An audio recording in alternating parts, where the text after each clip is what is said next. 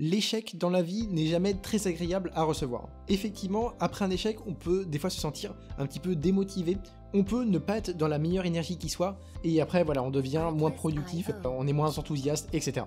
Voyons donc dans cette vidéo comment rebondir après un échec. Première chose dans tout ça, ça va être de reconnaître et d'accepter l'échec. Effectivement, si vous n'êtes pas dans l'acceptation, vous êtes dans le déni, etc., il y a de fortes chances en fait, pour que cela ne vous serve à rien, et vous répétiez après, au fur et à mesure de la vie, toujours un peu les mêmes erreurs. Donc première étape, c'est très important de voir l'échec, de reconnaître celui-là et l'accepter, que dire effectivement, bon j'ai un petit peu fauté ici, ça a été un échec de ce côté-là, il faut l'accepter. Donc ça c'est la première étape du processus. Deuxième point du processus, ça va donc être d'analyser les raisons de votre échec. Effectivement, voilà, maintenant que vous avez accepté votre échec, vous reconnaissez tout ça, il n'y a pas de souci de ce côté-là. Maintenant, il faut voir en fait pourquoi vous avez échoué. Et en fait voilà, vous allez voir un petit peu les raisons, les causes en fait qui ont causé votre échec. À la suite de ça, vous allez pouvoir essayer de trouver des solutions par la suite. Mais en tout cas voilà, il est important donc dans une deuxième partie de voir voilà qu'est-ce qui a fauté, pourquoi vous êtes tombé dans tel ou tel piège, etc. etc. mais lister en fait une liste en fait de causes pour lesquelles vous n'avez pas réussi à faire telle ou telle chose. Une fois que vous avez identifié justement les causes de ça, en fait c'est le moment d'apprendre de ces erreurs, donc apprendre les leçons de pourquoi en fait vous avez échoué là-dessus, et à la suite de ça, vous allez éviter de répéter les mêmes erreurs dans le futur. Donc c'est très important d'apprendre en fait de ces échecs dans tous les domaines que ce soit en fait. Ça peut être dans la vie professionnelle bien évidemment, un objectif financier etc. que vous n'avez pas atteint, ça peut être par exemple en termes des relations sociales. Pourquoi du coup ça n'a pas très bien fait avec telle ou telle personne, peut-être qu'il a des choses à rectifier sur vous, éventuellement ça peut être aussi bien évident l'autre personne, mais ça en étant un petit peu des fois dans l'abondance d'interactions sociales etc, on peut quand même voir si c'est nous, il y a un problème récurrent ou c'est vraiment cette personne là qui cause souci. Donc ça peut aussi vous servir un petit peu de leçon, et vous pouvez apprendre de vos erreurs si enfin voilà vous avez l'habitude d'agir de telle ou telle manière, et après ne plus le répéter dans le temps.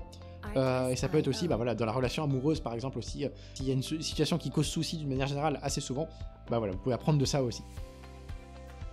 Une fois que la case échec est vraiment comprise, vous avez appris de vos leçons, vous avez identifié tout ça, etc., il est temps voilà, de définir de nouveaux objectifs.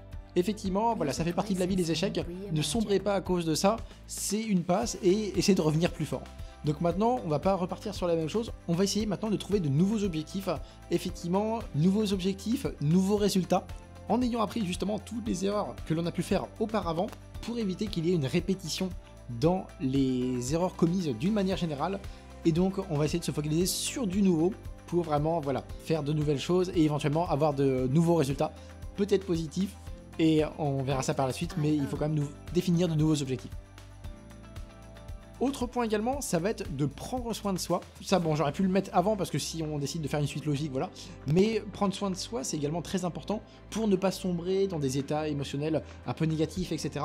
Des fois, voilà, les personnes peuvent être assez impactées par des échecs. Les échecs, voilà, comme je le dis, ça fait partie de la vie. Faut apprendre d'eux. Il faut pas se laisser démonter par les échecs.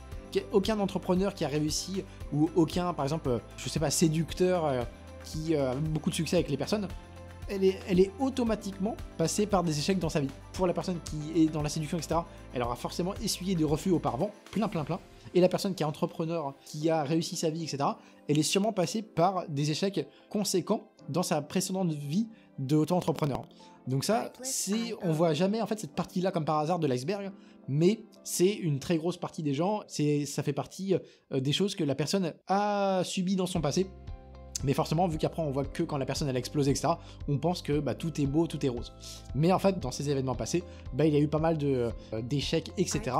Et à la suite de ça, la personne s'est complètement relevée pour modifier ses objectifs, modifier ses ambitions, etc. Et elle a complètement explosé. Donc très important également de prendre soin de soi, ne pas sombrer, trouver des bonnes personnes avec qui on peut s'entourer, des personnes qui ont un peu les mêmes ambitions que nous, voilà, se former un peu justement sur peut-être du développement personnel, etc. Comment aller mieux dans la vie, etc. etc. Et dernier point, ça va être de se concentrer sur l'avenir. Tous les trucs du passé, ça appartient au passé, on fait une croix dessus, on a appris de nos erreurs, donc on l'a quand même en tête, mais on met ça de côté et on se focalise maintenant sur le futur, sur quoi on veut se concentrer, sur quel type d'objectif on souhaite atteindre, quelles sont nos nouvelles ambitions, etc. Et ça, bah, du coup, ça va permettre d'être projeté vers le futur et ne pas tourner vers le passé, vers les échecs, parce que sinon ça peut un peu vous miner, et donc ça n'a aucun intérêt de ce côté-là. Donc vraiment se concentrer sur le futur, sur ce que vous voulez faire, parlez-vous de manière bienveillante, avec autocompassion, voilà, vous allez certainement obtenir de nouveaux résultats, et sûrement meilleurs. Voilà, bah écoutez, j'espère vraiment que cette vidéo vous aura plu, si c'est le cas, n'hésitez pas à donner un petit like, ça fait toujours plaisir pour moi, pour la chaîne, etc. Et puis là, je vous dis à bientôt, salut!